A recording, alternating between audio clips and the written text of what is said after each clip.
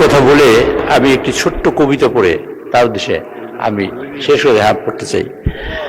মাননীয় স্পিকার, আমার কবিতাটা হলো, আপনি কাইন্ডলি শুনবেন আপনারা। তিনি আসার আগে দেশটা যেন ভাস করা মানচিত্র ছিল, নদী ছিল, মানুষ ছিল, স্বপ্নও ছিল, কিন্তু দিগন্ত খুলে দেওয়ার মতো কোনো হাত ছিল না।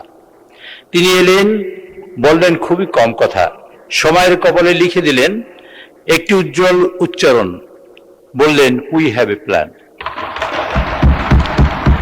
তার দৃঢ়তা ছিল পাহাড়ের মতো, কিন্তু হৃদয় শিশির ভেজা ঘাসের মতো। বিশ্বের বড় বড় দরজায় তিনি কড়া নাড়েননি, নিজের আলোয় দাঁড়িয়েছিলেন, দরজাগুলো নিজেই খুলে গেছে।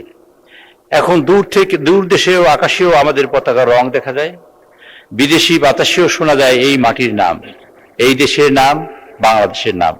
নেতৃত্ব মানে শুধু সামনে হাঁটা নয়, নেতৃত্ব মানে অসংখ্য ক্লান্ত মানুষের চোখে স্বপ্ন জাগিয়ে তোলা, আশা জাগিয়ে তোলা।